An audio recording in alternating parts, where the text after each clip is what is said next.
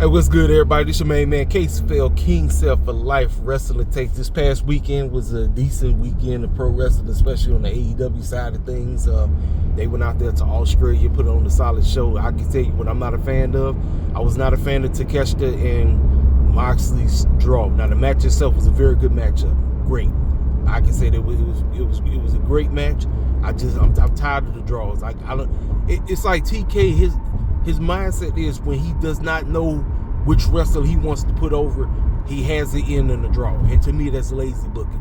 It's very lazy. It's lazy on all levels, ladies and gentlemen. It's just plain lazy. I'm sorry. It's lazy. The women's tag team match, Megan Bain, Penelope, and Harley Cameron and Willow Nightingale. I thought the ladies did a solid job. I thought that,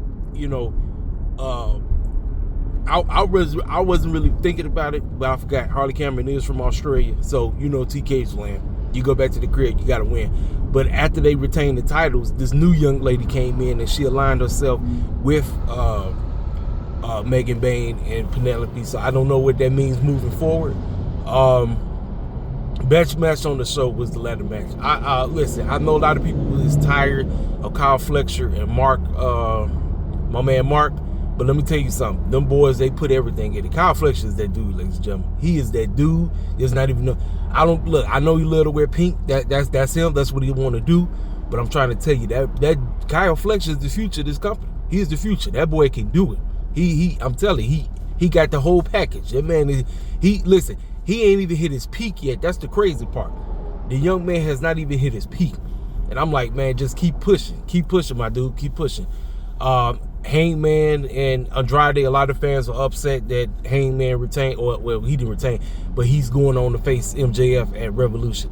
I can tell you this, the reason why I'm okay with it is because MJF has not beaten Hangman one-on-one. He's only beaten him one time. Hangman has more wins over here, and the only reason he got the win was because it was always multiple clowns involved in the situation. This is them going head to head. Nobody else. It's Imano versus Imano. This is it. At Revolution, Hangman goes down again. I'm taking MJF to win that match. So we already got our main event set for Revolution. Cool. What else I like? What else before we get to the main event? I'm trying to remember. It was a couple other things that happened, but I'm going with let's talk about it. Let's talk about the main event. That was the real matchup. Brody King and MJF gave us a classic. That was what we were supposed to get 2 weeks ago, but we didn't get it. 3 weeks ago now, because it's Tuesday now. I haven't said too much about this whole ICE stuff and all of this crap and everything. Let me tell y'all the bold-faced truth. I try not to get caught up in the politics and everything, but let me tell you something. We live in a satanic, demonic world. And as a nation, our nation was, yes, I'm going to say it, yes, foundational black Americans are the reason why America is America, but America is a melting pot. We got people from all different nationalities and different countries who came out this way. Let me tell you something. If you was born over here, if your parents came from another country, they got their citizenship, they belong here. But if you ain't got no citizenship here, you got to go. I don't give a dang how that situation. If you don't belong here, you got to get your behind up out of here. You can't just be up in this nation eating for free. But Brody King and a whole lot of the fools over in AEW land are hardcore liberals. So they was chanting ICE, and it got the response of CNN and all these news outlets and all this stuff. So a lot of people was like, it's gonna be hard to put Brody King on TV, because every time Brody King comes out, fans just gonna be saying F ICE, and all this dumb stuff. I'm like, it is what it is, ladies and gentlemen, on that mess. But outside of that politics crap, MJF and Brody King did a great job, and I love the little twist of Bandino being there doing his best to try to represent his tag team partner, hoping that he can get the job done, because he wasn't able to get the job done. But I loved it. Overall, listen, that was the real match. That was the match we got, like I said, 3 weeks ago on Dynamite. That was the real wet match, ladies and gentlemen. But overall, I walked away. I thought it was a solid free. You might as well say that was a free pay-per-view on free TV. I'll give it a 7 out of 10. I would have went to 8, but Tony Khan can't help himself with these dang draws. He got to cut these dumb draws out. He just has to. And then on the what you call it? One of them live shows they had, it seems like the Iconics then made their way over to AEW land. Listen, I hope they've gotten better. You know what I'm saying? I wasn't really too big on them, but I wasn't somebody that was always hating on the girls. I wasn't somebody that was constantly just hating on them just to be hating on them. So kudos to Tony Khan bringing them in. The deal is now, just make it work. Make it work. This is a new added tag team to the women's division. Fine. Just make it work. Whatever they got, I hope they've gotten better in the ring. You know, promos, they can talk. The girls always can talk. It wasn't the problem that they couldn't talk. The problem is it was just their in-ring work. So we'll see how that works. All right, WWE land. Now, I ain't say nothing yesterday. I was supposed to do a video on the whole situation. I didn't say anything. Let's talk about it. Mr. Kevin Nash. Kevin Nash has his own podcast show, and he was going in on my main man, Jevon Evans. Now, Jevon Evans is a young and upcoming pro wrestler that has basically been showcasing that he's it. Like, he's legit. He can do it. Like, a lot of people talk about he can't talk, he can't do this, he can't do none of this, all this other crap. Well, Kevin Nash had the nerve to say that he feels, this is him, he feels that Jevon Evans needs to be more urban. He's too busy trying to be a coon. Now, he said the term Bojangles. For people who are not sure who Bojangles was a tap dancing dude back in the old movies and everything back in the day. He used to tap dance all the time. So he pretty much saying that Jevon Evans is cool. So this is what I'm going to say. I say, one, I can publicly say this for myself. If this man is shucking and jiving as you think he is, guess who would have been one of the first dudes to call Triple H out on this booking? Me. I would have been one of the first dudes. You would have seen videos on me saying, why is Triple H booking him to be a shucking and jiving buffoon? Ladies and gentlemen, the only shucking and jiving buffoon right now that we see in WWE right now is R-Truth. R-Truth is the main shucking and jiving. It used to be the New Day, but they don't do anything with them no more. The main shucking and jiving buffoon is R-Truth. That's cooning right there, which I'm surprised that Kevin Nash hasn't really said anything about that man. He hasn't said a word, but he's talking about this young up and coming dude named Jevon Evans. That's basically is, if your homeboy made it to pro wrestling from the hood, that's what Jevon Evans will be. Young man is balling. He balling in the ring. He doing good on the mic. I mean, I don't see any form of cooning. I don't. But Kevin Nash had the nerve to go and say that, and of all places, he had the nerve to say it during Black History Month.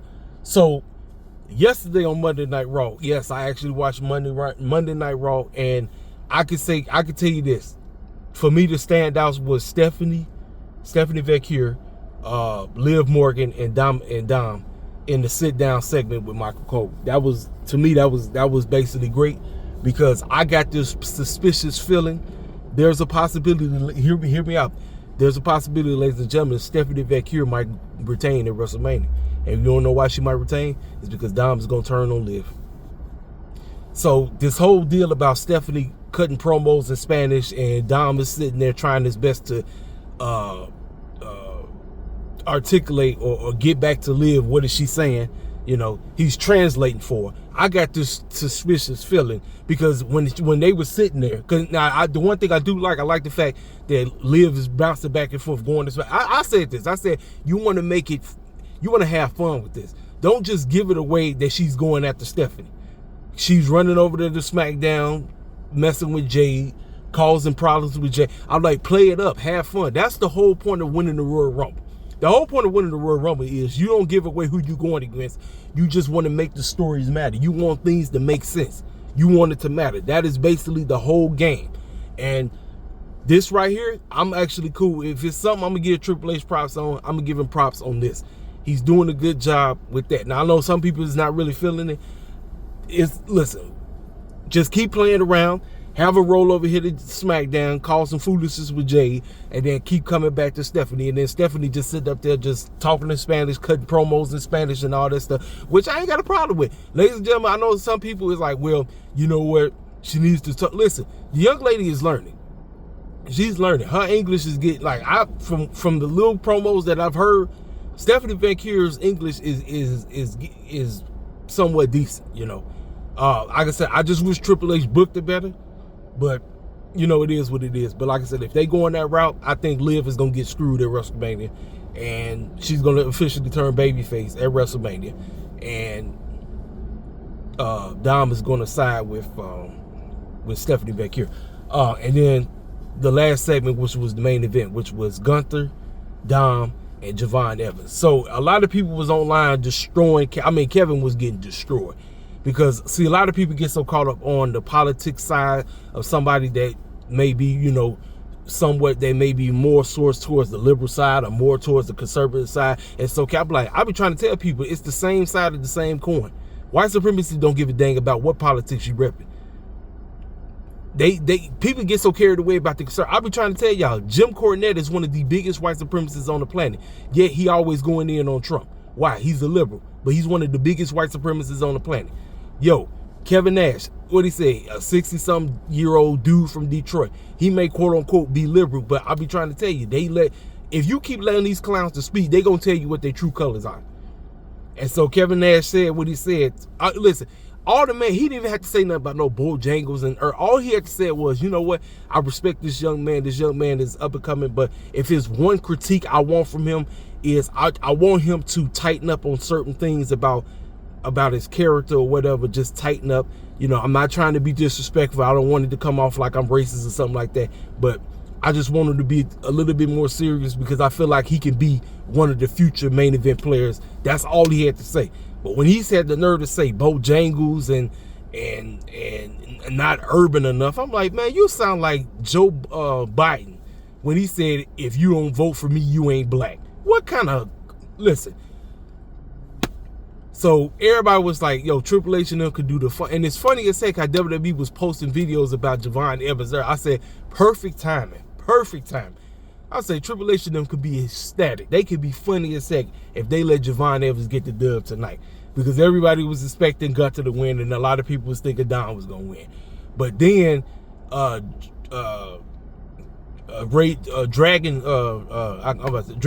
Dragon Lee came out of nowhere and popped Gunther in the head with the doggone ring bell.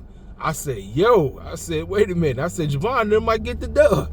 Sure enough, Don was trying to do the 619 on Jevon. Jevon Evans said, heck to the freaking no, and did his move on him. Got the 1, 2, 3. Listen, the entire internet went nuts. And ladies and gentlemen, this is the one time where I saw people who rock with both, who I've seen hardcore WWE heads and hardcore AEW heads actually on the same page about Jevon Evans. I'm not even playing with you. I was like, this might be the one time where we as the IWC, and you know the IWC is one of the most toxic places. They ain't know there's so much division. You got your fools that plant the flag for WWE, the fools that plant the flag for AEW. I'm like, man, look, we pro wrestling heads at the, listen, we critique, we like what we like, we dislike what we dislike, but at the end of the day, we all pro wrestling heads. And we come on this space to give our takes on what we're looking at. And I'm going to be 100% with you. 2026 so far has kind of been in the middle. AEW may be a slight tad bit, but they still got a whole lot of work to do. Tony Khan got to figure out, just make storylines make sense. That's your number one thing. Make sense with what you're trying to book.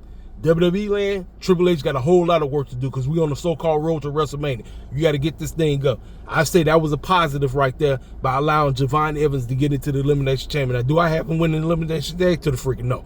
But I'm glad he got in because why? Kevin Nash was talking bull jive. Guess what? Triple H said, hey, man, listen, I'm the one that's supposed to be on the white supremacy mode, not you. Listen, I'm actually going to give these guys what they want. I'm going to put Jevon Evans in a doggone match in the Elimination Chamber so I can shut him up for a little bit. Yeah, that's exactly what he did. But I don't have Jevon winning the Elimination Chamber, but I'm glad he got in. That's all I'm going to say. So, overall, was Raw terrible? Listen, Raw is Raw. You know, like I said, I don't review Raw like that no more because I'm uninterested in what I'm looking at. But I had to watch Raw because I wanted to see if my man Jevon Evans was going to get in, and I'm glad he got in. And like I said, I like that sit down with Dom and Liv Morgan and Stephanie back here, and the fact that the whole promo for her was in Spanish, and Liv literally broke down crying because the fact that she, Dom was doing his best to translate, but it just felt like she, it's almost like she didn't know what to do. And I like that. I'm trying to tell you, Liv is low-key getting ready to turn babyface. And then CM Punk situation, going at the Finn Balor, JD McDonuts is back, whatever. Finn Balor not beating him. CM Punk got the dub. Oh, and I forgot to talk about Becky and AJ Lee. Man, I feel like AJ Lee is, I don't know, man. It's like, it was great she came back. I love that first promo back. I love that her and Becky was doing their thing. But now it's like, man, I don't know. I don't know. It's like, I don't know what happened. And I feel like it's the fact that she been off TV because Triple H ain't had nothing for her. Now you bring her back. Now you want her to have this matchup with Becky. And I'm like, both of them going back and forth, talking foolishness and all of this. And Becky acting like she's scared to hit her. And I'm like, man, I don't know. But then, like I said, CM Punk beefing with Finn Balor, JD McDonuts comes back. I'm like, this is the filler match before we get to Roman and CM Punk. And I'm trying to tell you, man, I know as much as a lot of people is holding out saying that this is the one match that's going to put WrestleMania 42 over the map. I'm like, y'all, I'm trying my best, but I don't have no interest in it. I don't know. Yes, it's the main event tonight too, but I don't know. I legit I don't know, ladies and gentlemen. But ladies and gentlemen, that's my honest thoughts so far about pro wrestling. I just wanted to come on here and tell y'all that because yes, I was well aware about Kevin Nash. I logged on Twitter yesterday and it was all up and down my doggone timeline. I'm like, what in the world am I looking at? I'm like, Kevin Nash? I'm like, Kevin Nash usually don't be on no, I've never really known Kevin Nash to be on the white supremacy crap. But again, like I say, cats, they like to hide behind the politics. A lot of the low-key white folk, they get on the liberal side and act like, hey, brother, and all this stuff, but low-key, they be white supremacists too. So it's like, you cats, I'm trying to tell you, they get so caught up in the parties. Be like, oh, them conservatives over there, you gotta watch your back. I'm like, yeah, man, look, I'd rather somebody tell me to my face they hate my guts and I know what they've been than somebody that's playing the field, trying to be like, I'm cool with you, but behind my back, you talking bullshit. No, trying to play it cool. You know what I'm saying? But, hey, I'm glad Jevon won. That was a straight slap to Kevin Nash's face, and I love the fact that everybody in the mama was going in on him. I love it. Stay on that fool helmet. I guarantee you he's going to be on this podcast trying to, quote-unquote, say that he didn't say anything that was racist or whatever. I'm like, man, stop it. Stop it, bro. Just stop it, man. Like, we already know what you was talking about, man. You didn't have to say Bojangles, and you didn't have to say nothing about he needs to be more urban. What the clown does that even mean?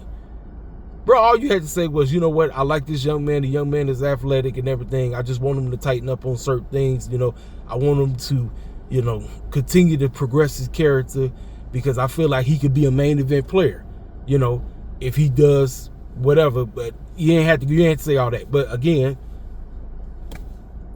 clowns are listen, if you continue to allow food to have a mic, they're gonna let you know how they really feel. You know what I'm saying? But it is what it is. I just want to come on here and say with y'all, give y'all my honest thoughts about what the heck I heard and what I seen and everything. And like I said, I'm proud of Jevon Evans. Like I said, the young man is definitely on his way. Listen, again, we got a dub right there. But at the end, you got to look at the long haul. You got to look at the long road under Triple H and company. We already know how things work over there. But again, I'm going to watch. Triple H got a solid 4 or 5 dudes that he could potentially put in that scene if he decides to book them right. He got them. I heard Royce Keys was on main events again. What are we doing with Royce? Like, come on now. What are we doing? Like, I know we got Oba Finney popping up and acting like he don't know what what brand he wants to be on. He don't know if he want to be on Raw or he wants to be on Smack. You know what I'm saying? But it is what it is. Ladies and gentlemen, I ain't got nothing else to say. Y'all already know what to do. Hit the freaking comment section up. Tell me what your thoughts on the whole situation is. And I'll holler at y'all cats later. If you're new to this channel, make sure you hit the subscribe button. Make sure you hit the like button. I told you to leave a comment, and I'll holler at y'all cats later. This your main man, Casey Phil King, Self for Life. Holler at you.